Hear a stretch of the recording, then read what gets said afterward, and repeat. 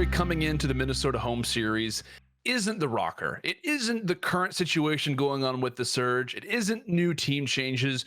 The biggest storyline that this event is going to have is to decide who undoubtedly the best team in the game is. Because you have three teams that have been there since the beginning. Three teams that have been striving to outdo the other. Three teams that have all held the title of being considered the best team in the world. This event is one of three on the season that includes the Huntsman, Faze, and the Empire. The first took place in Chicago, the second will take place here in Minnesota, and the final will be in the last event of the season in Toronto. And so for the people out there that like to complain about how these events don't feel as prestigious as they used to, or that these events don't really count for anything, it doesn't feel like the old MLG events of the past. Here you go, right? Because this event includes the three best teams, not just currently, but on the entire year. It includes the top three teams based on power rankings, the top three based in standings. In fact, it actually includes the top five based on standings right now. It also includes two teams that recently made a roster change and that are desperately trying to improve their seeding for champs. The Mutineers bringing in Awakening for his first ever tournament, Saints coming back off the bench for Spark for the Gorillas, and also in some ways Toronto having Classic return last second in place of Kleenex, who was recently scrimmaging with the team. So not only do you have the three best teams, you have the top five teams in terms of standings, and to even give us more of that old school feel like we used to have, you have new rosters coming into this event as well. If there was ever an event to count as a major, despite being online, despite only having 8 teams, this would be the one. Also to keep in mind, just to kind of keep that flavor forward, to keep you more enticed than what has been a lot of discussion from the community about how these events don't really matter. If there was an event to watch, it would be this one. Because not just the event, but also the repercussions of what happens after this event is also massive, right? As we do have the top 5 teams in the standings right now, we're going to see major shifts, right? Teams will start to rise and fall once this event concludes, which is why I am calling this event, after it is over, the reason why I'm calling this event so important is that this sets up the road to champs, right? You've heard of the old talk, the road to WrestleMania. This is the road to champs. Once this event is over, it sets us on the final stretch, right? You're in a 100-meter dash. The last 30 meters are arguably the most important, right? You can have the start, you have the nice beginning, but the teams that are so close, the athletes that are there at the end, the final 30 is the most important, especially when it's a tight-knit race, and that's exactly what we're having right now. The last 30% of the season sets us on the final stretch for the $4.6 million prize pool, right? We keep talking about excitement. We keep talking about how the event maybe for a lot of people hasn't been as enticing due to the horribleness of COVID-19. Well, you know what? We still got a $4.6 million prize pool. If that doesn't entice you, I don't know what will. Because once this event ends, we're down to the final 30% of the season. 4 events, which include the Empire 3 times, the Faze 3 times, the Huntsman 2 times.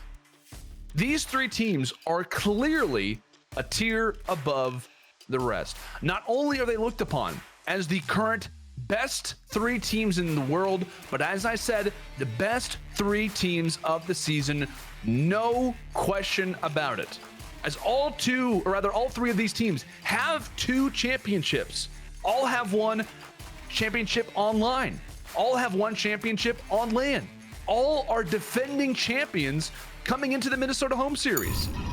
And to kind of encompass what has been this season, all 3 teams make up for 6 out of the 7 championships that we've had this season. Right? So not only are these currently the 3 best teams, they are the 3 best teams on the year, and there is no question that can be made about it. All 3 teams also have a case to be made for this event. And the best part is that all 3 should actually make it to the bracket stage.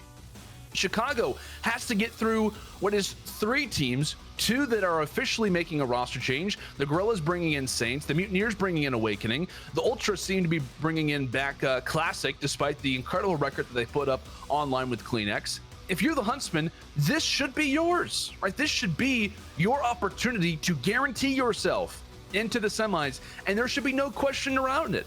Right on the other side, while a difficult first matchup for Dallas, depending on the rocker that we see, which is also a huge storyline, one that we talked about a few days ago here on Off the Break, about what the standard is for the rocker. Can they win an event for the rest of the season? How does the rest of their year look?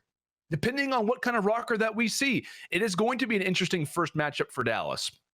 But either way, if they do take on this team once or even twice, Faze will also have to take them on, and currently, based on the Rockers' recent play, you probably like the odds for what is considered to be the number one and number two team currently in the world. So to set it up, just to let you know, right? We talked about the top 4 teams, or the top 3 teams right now: Faze, Empire, Chicago.